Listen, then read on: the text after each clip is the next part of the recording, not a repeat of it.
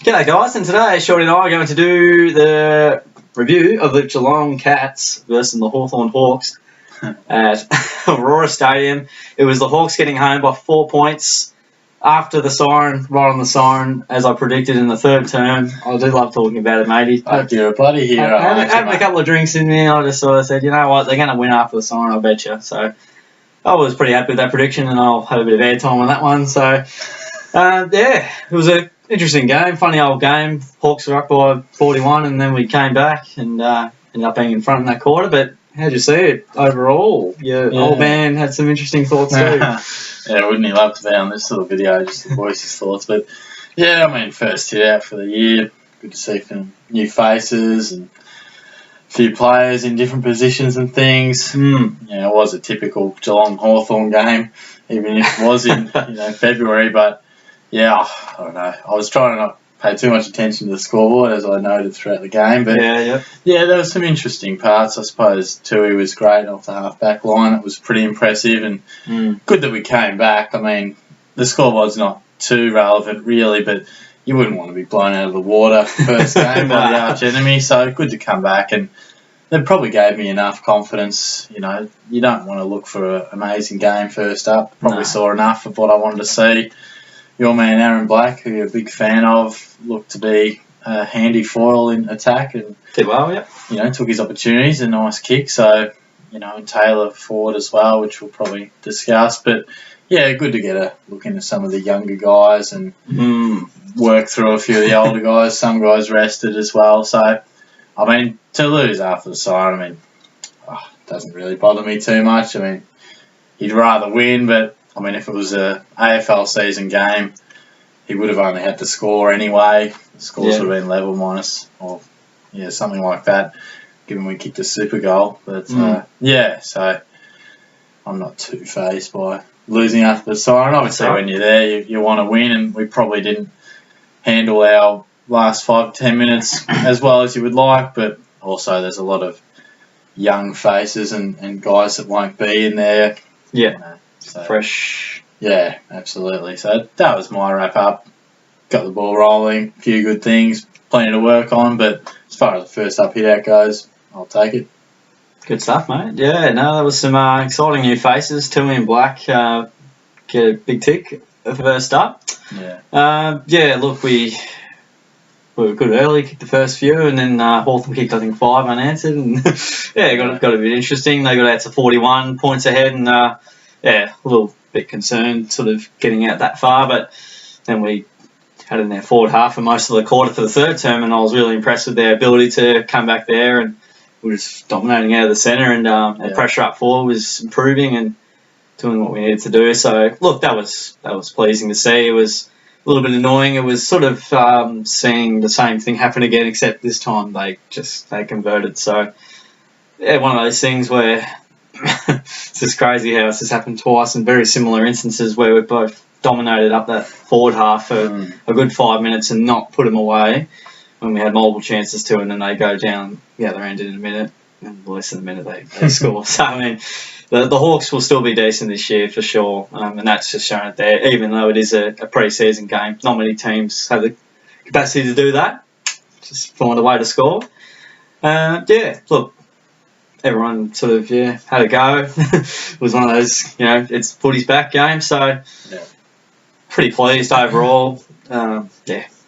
Just a nice little practice match, glorified. So. Yeah, well, it is, isn't it? It's hard to really gauge too much because, you want to look for more systems of play, but then again, it's so tough because there's links in the chain like Jack Henry and Zach Guthrie and Tom Stewart. There's so many links in the chain that are unlikely to be there and having their first taste of it. So it's hard to be super critical. If it was proper season, you can be critical on a Ruggles or a Menengola because that's what they're there for. But you just look for little bits and pieces, I guess. Sweet, mate. That's spot on. We'll go into the votes quickly. Just your normal 3, 2, or 3, 2, and 1. How we normally do it. Quick summary. Go for it. Yeah, Tui I felt was probably our best. 33 touches, and a lot of it was uncontested, obviously, but that's what we need from him. He really ran off the line well, and and looked like he really demanded the ball out of attack, which is something we've lacked. And Dangerfield barely got out of second gear really, but looked fantastic. So many times he burst his way out of stoppages, and yeah, all going well. Could have another unbelievable season. Looks like he's still in great nick. Yeah, nothing well. And 1 vote to Cockatoo. I mean, the stats probably don't show how good he looked, and probably a little bias coming in just because I was impressed with just his presence as well, and a bit of pre-season talk about him. But I think he could be a real player that can really be significant for us this season. Hopefully, yeah. We need him to be, and those sort of guys to be. And I guess I was just rapt to see him sort of put that into play. He looks bigger, Beautiful. He looks stronger and more confident, and I think that's a good sign. So, mate, some good stuff there. I've gone Tui for the 3 votes, 33 touches, 7 marks. As Shorty alluded to, it's his ability to attack from defence, which we haven't had much of probably since David Brzezinski. So Yeah. that was really pleasing to see him take the game on, take some risky kicks, and they weren't crazy. They were educated decisions and educated risks. So Yeah. that's all we can ask from him. Run, drive, and attack off half back. That's all we need. So giving the 2 votes to my man Aaron Black, and like Shorty, a bit biased towards a couple of players here. He kicked 4, pretty good effort in the forward line that somewhat struggled over the night up until sort of the third quarter, but he ignited us in that third quarter, kicking 3. I think he kicked 3 in 4 in the second half, 3 in the third quarter. So look, really good presence, and did some nice things pressure wise in the forward 50, which is another thing we need. So tick the boxes there, and I gave the 1 vote to Cockatoo as well, matey. As you said, the stats don't light up the sheet, but what he did and his presence around the ground and his pressure was really good, and it's just a solid contributor, so I really like the way he went about it. Yeah, no, good stuff.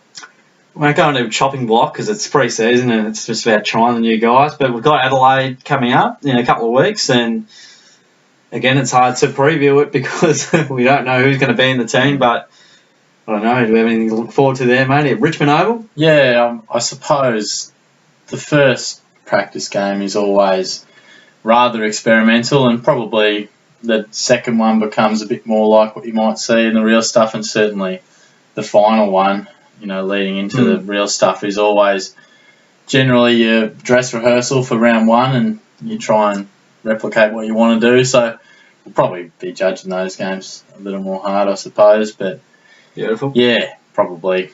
I think that's not even next week, is it? That's in a couple of weeks' time. Yeah, March 5th, Sunday, I believe. Yeah, so website. Lads will rest up. Guthrie, minor calf strain, he's out for a fortnight, so he certainly won't play. And I'm not sure an exact update on Henderson. I think hurt something, but nothing too drastic. Otherwise, I would have heard about it. So I reckon a rip or something like that. But the way we've crashed in that contest, unnecessarily.